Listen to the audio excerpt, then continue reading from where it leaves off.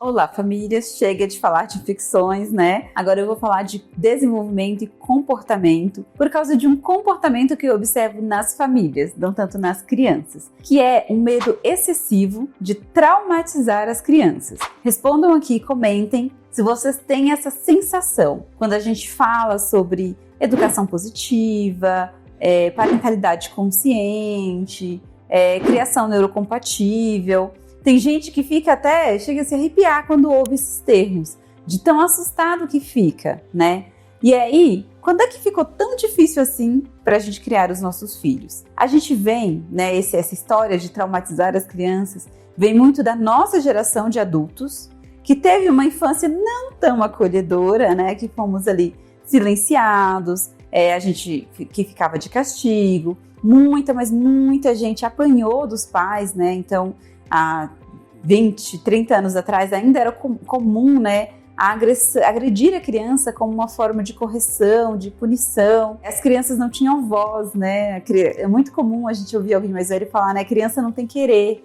Então as crianças não podiam se expressar, não podiam manifestar seus interesses. As crianças sofriam bullying na escola e não tinham a quem recorrer. A nossa geração viveu diferentes formas de violências, né, na nossa criação, e nos tornamos adultos que precisam de terapia, que precisam ali estar sempre revendo, né, o seu comportamento, a sua atitude. E existe um movimento muito grande de que para os nossos filhos a gente mude essa forma de criação e educação no intuito, né, de não criar traumas para essas crianças. E tudo isso, gente, é maravilhoso a gente pensar assim, é maravilhoso a gente pensar em não agredir nossos filhos. Gente, não tem sentido, né? É uma violência absurda. Dar castigos físicos a uma criança totalmente indefesa, fisicamente muito menor do que a gente. Então, claro que a gente tem que falar sobre isso e a gente tem que dar essa informação. A gente tem que evitar gritar com os nossos filhos, a gente tem que ouvi-los, a gente tem que respeitá-los. Mas existe um outro lado que eu vejo que é um extremo, que as pessoas têm medo de deixar a criança chorar na cadeirinha do carro, por exemplo. Tem medo de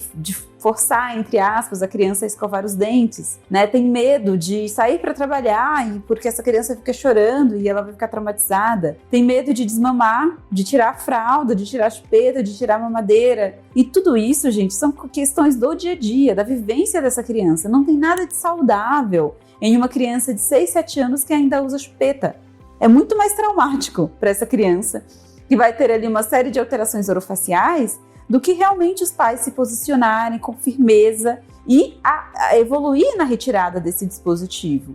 A mesma coisa vale até para os bebês menorzinhos, né? Que choram, todo bebezinho chora na cadeirinha do carro, né? Em algum momento. Muitas crianças resistem a escovar os dentes, mas isso não é escolha. Porque a gente não está maltratando essa criança quando a gente a mantém presa na cadeirinha. A gente não está maltratando quando a gente escova os dentes. São cuidados que são necessários e que não são nem um pouco traumáticos para essa criança. Sabe o que realmente traumatiza a criança?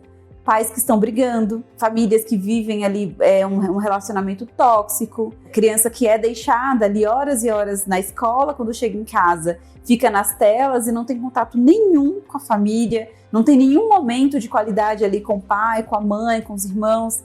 Isso é muito mais traumático do que chorar na cadeirinha do carro, de que chorar porque vai retirar a chupeta ou a mamadeira. Então a gente precisa tomar um pouquinho de cuidado de qual é esse limiar aí, quais são esses comportamentos ou atitudes que vão, de fato, traumatizar a criança e situações em que, na verdade, a gente está protegendo, a gente está cuidando, a gente está fazendo o cuidado necessário. As crianças choram muito e por diversas razões, porque aí a gente entra também naquela fase ali por volta dos 2, 3 aninhos, que a gente tem as crianças naquela fase de desregulação emocional. E fala-se muito de ser acolhedor com essas crianças. E realmente, nós podemos ter uma atitude acolhedora de nem chamar de birra, né? Já não gostamos de chamar de birra, né? E a gente sabe que nessa idade essa criança ela vai ter esses comportamentos mais desafiadores, esse choro intenso, né? Essas crises, às vezes, de se jogar no chão. E nós podemos ter uma atitude acolhedora e mesmo assim ser firmes com essa criança, sem ceder a tudo que ela quer, sem dar tudo que ela está exigindo. Até porque muitas vezes, nessas crises emocionais, a criança está querendo uma coisa que é completamente inviável. Ela quer comer a comida do cachorro, ela está chorando porque você descascou a banana ao invés de entregar com a casca, ou porque você deu água na caneca ao invés do copo que ela queria. Então, muitas vezes, essas crises são totalmente do ponto de vista do adulto, né, sem sentido, são sobre coisas que a gente não pode ceder. E aí permitir que essa criança se expresse, que essa criança chore, que ela extravase ali todo aquele estresse que ela está vivenciando, não tem nada de traumático, gente. Então, pensem, sempre reflitam um pouquinho, né, do que vocês consideram que realmente é traumático para uma criança. Quando a gente fala aí de educação positiva, disciplina positiva, criação neurocompatível, a gente não está falando de uma criança que nunca vai chorar.